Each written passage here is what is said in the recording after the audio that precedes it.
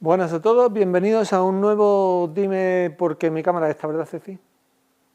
¿Está aquí? Hola, bienvenidos a todos a un nuevo Dime por qué. Hoy, este Dime por qué de fisiología y sobre osmolaridad, más que largar un rollo sobre la osmolaridad, lo que es los distintos compartimentos líquidos del cuerpo, cuánta agua tiene una persona normal en el medio intracelular, extracelular y tal y cual, que eso lo tenéis en vuestros apuntes y tampoco merece la pena sabérselo mucho, os voy a contar un ejemplo concreto que pusieron en una pregunta sobre osmolaridad y con eso nos da pie para comentar unas cuantas cosillas, así lo hacemos un poco más práctico, ¿vale? Venga, seguidme. Preguntaron, de una persona sabemos que tiene un contenido total de agua en el cuerpo, me decían, de 40 litros.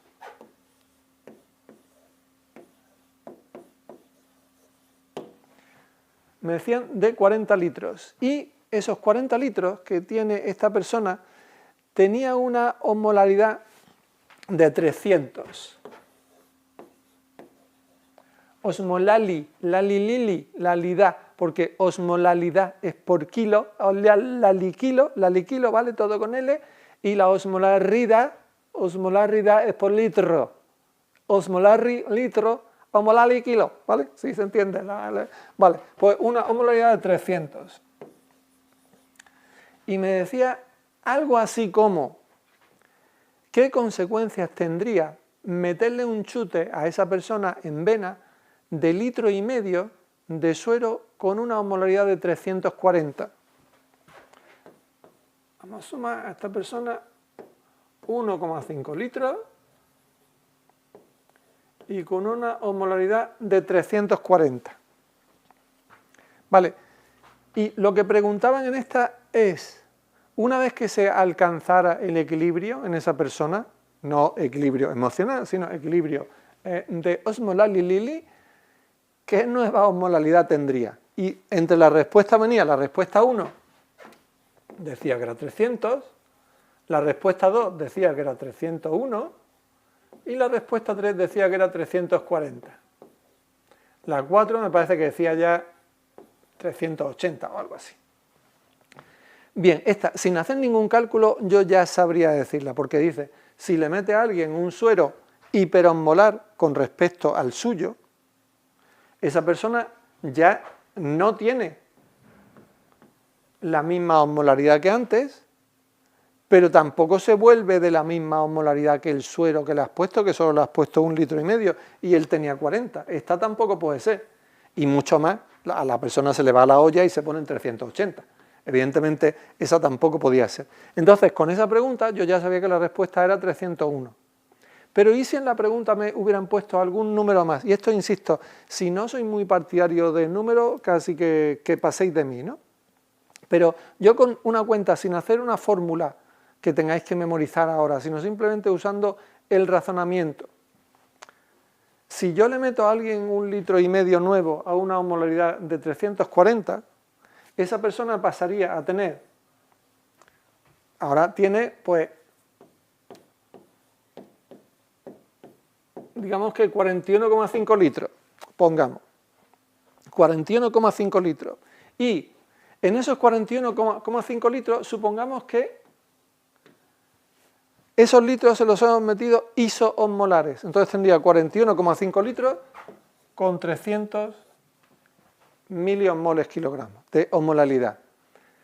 Pero es que aparte, en ese suero le hemos metido un plus, le hemos metido un bonus extra, le hemos metido una oferta del Black Friday, que es que, pues que con eso 1,5 litros le hemos metido 40 miliosmoles por litro más de lo que tenía esa persona normalmente. O sea, 1,5 litros a 340 significa que le hemos metido con 1,40 litros y con el otro medio litro 20 miliosmoles de más. O sea, esa persona tiene ahora sus 41,5 litros a 300 de osmolaridad y aparte, y perdonadme que lo diga así, ya sabéis que soy bastante bruto en estas explicaciones, y tiene 60 miliosmoles extra, 60 bonus extra que le hemos infundido, ¿sí? Más 60 miliosmoles. Esos 60 miliosmoles, ¿cómo se le repartirían estos que me sobran? ¿Cómo se repartirían en estos 41,5 litros? Pues aproximadamente 1,5, 1,4 miliosmoles por cada litro, ¿vale? Le hemos dado un bonus de 60 miliosmoles. ¿Por qué? Porque en 1,5 litros eran a 340 de osmolaridad y tenemos esos 40 de un litro y 20 del otro litro extra sobre lo que sería una isoosmolaridad de ponerle esa infusión a 300 solamente.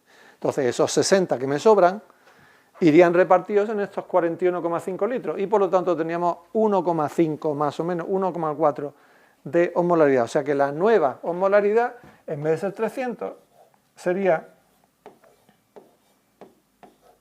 aproximadamente de 300, 1,4.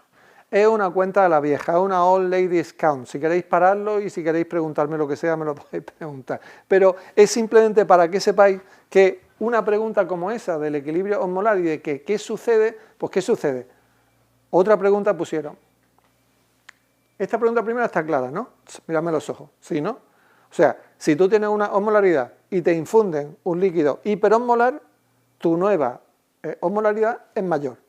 ¿Hasta ahí está claro? Hasta ahí es sencillo, ¿no? Si tú tienes una osmolaridad X y te hartas de tomar cerveza, que es hipoosmolar, pues tu osmolaridad disminuirá. Tan claro como eso. ¿Y eso qué lleva como consecuencia? Pues la respuesta correspondiente de la C, la respuesta correspondiente de la ADH, el que retengan más o menos agua, etcétera, etcétera. ¿Qué haría la ADH en este paciente? Pues evidentemente estimularse. Este paciente, después de esto, tendría más C para beber agua y equilibrar ese aumento de la osmolaridad que se le ha producido y retendría más agua en los túbulos renales y por lo tanto la ADH participaría en eso, evidentemente. ¿Qué pasaría con el que toma mucha cerveza? Pues que la ADH se le inhibe para, como tiene una hipoosmolaridad, necesita eliminar más agua y por lo tanto ese paciente que toma mucha cerveza tiene que ir al cuarto de baño continuamente. Que cuando existían bares, ¿recordáis esa época cuando había bares y la gente iba y tomaba cerveza y cosas de esas? Pues existía, no hace mucho tiempo, no long time ago, y cuando pasaba eso la gente tenía que hacer cola en los baños porque había tomado cerveza y le daba el pipí. O sea que eso es lo que tiene, lo que lleva como consecuencia luego todo esto, razonar a partir de esto qué pasa cuando hay un cambio de la osmolaridad con el mecanismo de la C, con la ADH, con el túbulo renal, etc. ¿Y por qué? En circunstancias normales, en una situación fisiológica, si alguien se toma un bocadillo con anchoas, por ejemplo, y con jamón serrano, y con ave creme, que tiene mucha sal, le da mucha C, evidentemente, porque eso te hace que la osmolaridad te aumente. Y sin embargo, pues cuando alguien tiene una situación en la que le baja la osmolaridad plasmática, eso es lo que te llevará como consecuencia a que tú intentes bajar la osmolaridad urinaria para compensar. Y eso se hace mediante la inhibición de la ADH. O sea, en eso participa el hipotálamo, el mecanismo de la C, ADH, etc. Y una consecuencia última que quería comentaros, ya que estamos aquí hablando sobre esto, por el mismo precio, os cuento también. Así, en verde. Ya que hablamos sobre esto, uy, qué bonito me sale eso. Mira, mira qué chulo. Me ha gustado. Os hablo del hiato osmolar. ¿Qué es el hiato osmolar? Vosotros sabéis, todos sabéis lo que es el anion gap. Y el gap osmolar también sabéis más o menos lo que es, pero me sirve para una pequeña explicación sobre esto.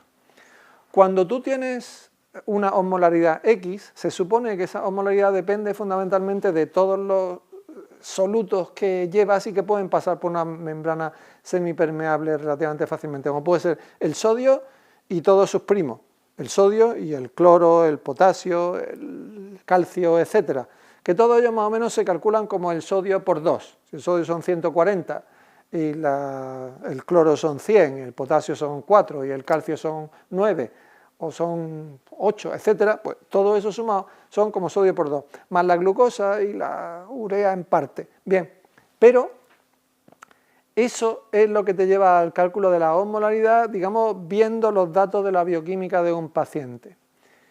Pero ¿qué pasa cuando ese cálculo no coincide con la osmolaridad que el laboratorio te dice que hay? O sea, tú calculas la fórmula sodio por 2 más glucosa partido por 18 y tal, y te sale que la osmolaridad del paciente debería ser 280.